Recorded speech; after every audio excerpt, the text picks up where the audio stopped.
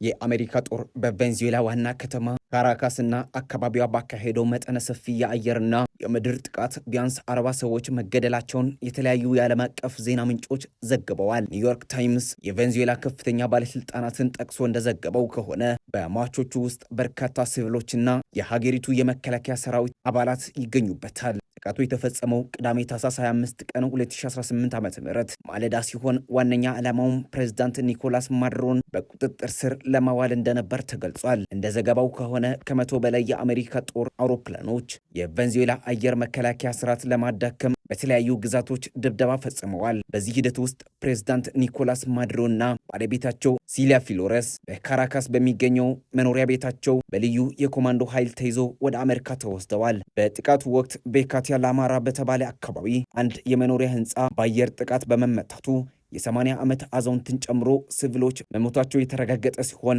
የአሜሪካው ፕሬዝዳንት ዶናልድ ትራምፕን በበኩላቸው በጥቃቱ አንድም የአሜሪካ ወታደር አልተገደለም በማለት ገልጸዋል። ፕሬዝዳንት ትራምፕ ኦፕሬሽኑ ስኬታማ መሆኑን ገልጸው ቬንዙዌላ ወደ ዲሞክራሲያዊ ሽግግር እስክትሻገር ድረስ አሜሪካ ሀገሪቱን እንደምታስተዳድር አስታውቀዋል። ይሁን እንጂ የተባበሩት መንግስታት ድርጅትና እንደ ሩሲያና ቻይና እንዲሁም ብራዚል ያሉ ሀገራት ድርጊቱ የቬንዙዌላን ሉዓላዊነት የጣሰና ዓለም አቀፍ ሕግን ያልተከተለ መሆኑን በመግለጽ ድርጊቱን በጽኑ አውግዘዋል። በአሁኑ ሰዓት በካራካስ ከፍተኛ ውጥረት የነገሰ ሲሆን የቬንዙዌላ መከላከያ ሚኒስትር ቭላዲሚር ፓዳሪኖ ሎፔዝ ሀገሪቱ በድንገተኛ አዋጅ ስር መሆኗንና ጥቃቱን ወራሪነት ነው ሲሉ ጠርተውታል።